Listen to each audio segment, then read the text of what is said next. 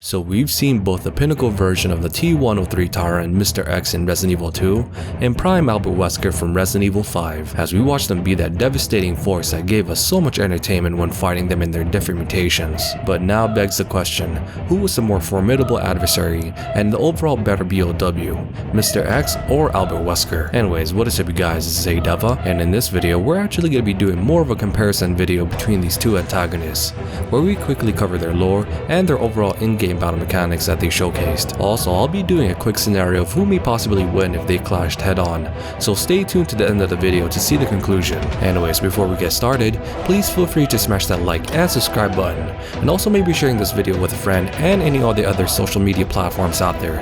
I'd really appreciate it. Alright, so let's do a quick summary of both characters and see what made them so terrifying. Starting with Mr X, the T103 Tyrant that was part of the Umbrella Corporation's experimental project of creating the ultimate bioweapon, with their end goal was to create a superhuman being that can be used for military purposes while at the same time being programmed to take orders via telecommunications. So the way they started with the project was by having a viable human who had the genetic makeup of becoming a tyrant, but the odds of having that specimen was extremely low, which was around 1 in 10 million. But luckily for Umbrella, one of their executives by the name of Sergei Vladimir was genetically capable of becoming a tyrant and was also a willing participant for this project, possibly due to his high regard to Dr. Oswald E. Spencer, one of the founding members of the Umbrella Corporation. Anyway, so the process of making one of these tyrants was by cloning Sergei, then infecting the host with a T-virus strain, then proceeding into doing a surgical procedure that could enhance it to become a viable B.O.W. So once completed, the Umbrella Corporation would now have this behemoth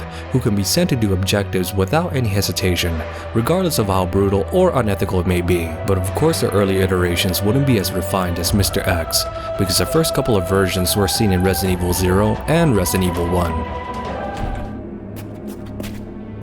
What is that?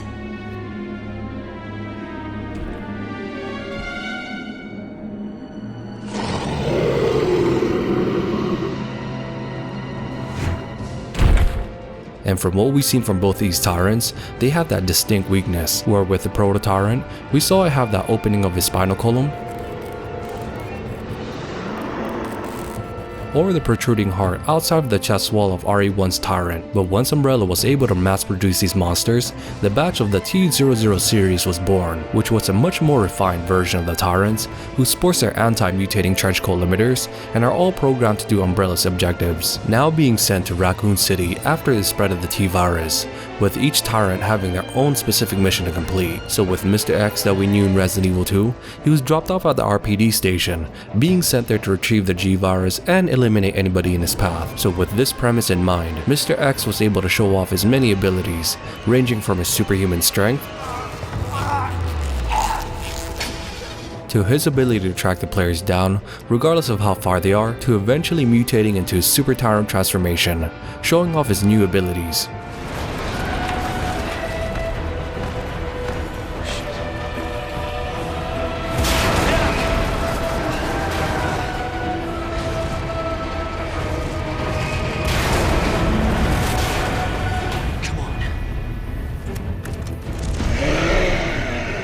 But as we watched this Tyrant do his many feats, Albert Wesker on the other hand went on a different path, forsaking his humanity to acquire powers that could not only compare to the other B.O.Ws out there, but could possibly be the perfect version of what a true super soldier could have been. So let's do a quick background on who he is and see how he attained his powers. So Albert Wesker was part of the eugenics program that took children from families with an above average IQ level, then raising them to be part of what they called Project Wesker, an experimental group of children who upholds the beliefs of Dr. Oswald E. Spencer's dream of eugenics, which Spencer states creating a new superior breed of humans due to the progenitor virus, and these children would have unlimited potential. Anyways, these children would be monitored by Umbrella throughout their lives, being brought up to be a prodigy in their desired fields, and would receive an experimental version of the progenitor virus, but doing so eliminated countless children from the experiment, except for Albert and Alex Wesker, the two individuals who would later serve as some of the most prominent final villains in their respective Resident Evil games. I understand how you felt now, Albert. It's not enough to live. I want to transcend.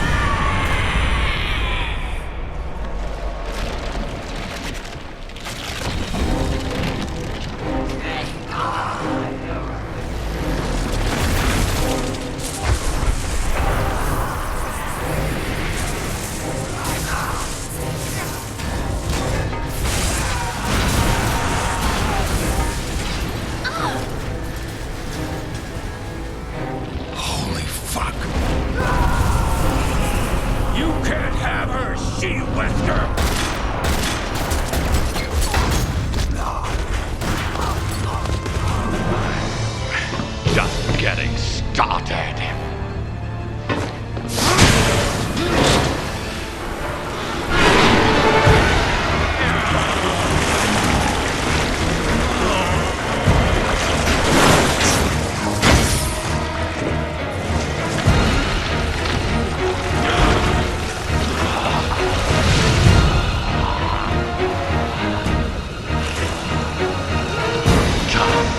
To die, Chris.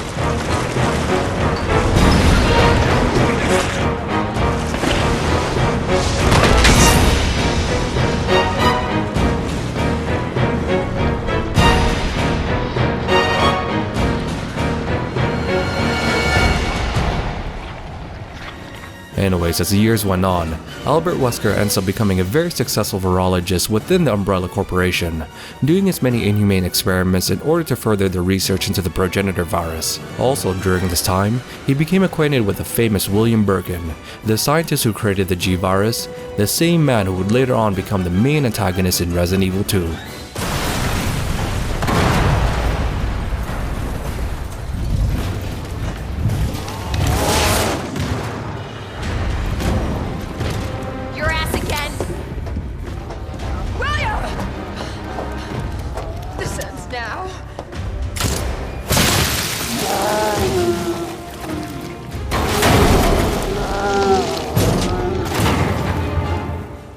So as the years went on, Albert Wesker would also play as a double agent, becoming part of the RPD STARS team, leading them into the Spencer Mansion at the Arklay Mountains. But unbeknownst to his comrades, who included Chris Redfield, Jill Valentine, Barry Burton, and Rebecca Chambers, they would serve as his test subjects, seeing how they would handle against the many B.O.Ws that lurk inside the mansion. But at the conclusion of Resident Evil 1, Wesker would supposedly meet his end when his beloved Tyrant impaled him, making the other STARS members believing him to be dead. Though what really happened was his resurrection to his new life, because shortly before this event, he was actually given another experimental viral strain by William Birkin.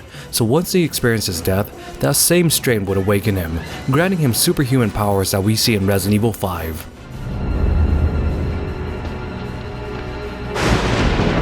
Wesker!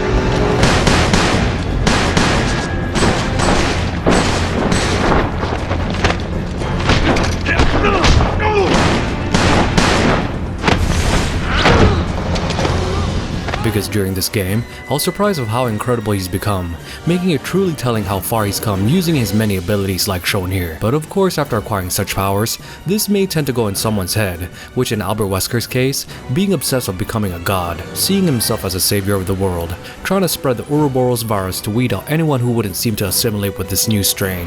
Why are you doing this? What do you accomplish by unleashing Ouroboros? Every day, humans come one step closer to self-destruction.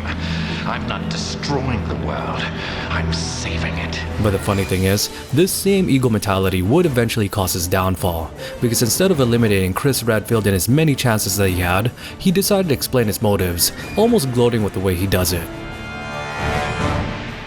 A new Genesis is at hand, and I will be the creator. Always trying to prove a point to the one person who he truly hates, though in the end, this same man would cause his eventual death, so it still goes to show that Albert Wesker could have been the perfect B.O.W. that Umbrella has always wanted. Maybe they had this in mind when creating the Tyrants, but in Wesker's case, his own free will made him truly dangerous on a global scale, because unlike the Tyrants, he's not bound to any specific orders or missions like Mr. X, but he still retains the powers that could be comparable to a Tyrant, but with incredible speed. So that also brings up the question, who would have been the better overall B.O.W., Mr. X or Albert Wesker? Because on one hand, you have a Tyrant who's obedient to your orders, trying to carry it out as best as he can, though the results may vary depending on who he's dealing with. But if Albert Wesker was chosen, sure, he's granted a much more special set of superhuman powers, being truly terrifying for any opponent that he faces. But the biggest drawback would be that ego, and the great possibility of him stabbing his superiors behind their back, because with someone with those capabilities and powers, it would be extremely difficult to hold someone down like that. possibly seeing almost everybody below him due to his ego, with the only possible person who could truly tame him is someone with comparable powers, though that's very unlikely because we've never seen another human in the Resident Evil universe move like Wesker does, so in the end, he would really truly be a loose cannon. Also, let's take in consideration on who would win outright if Mr. X fought Wesker.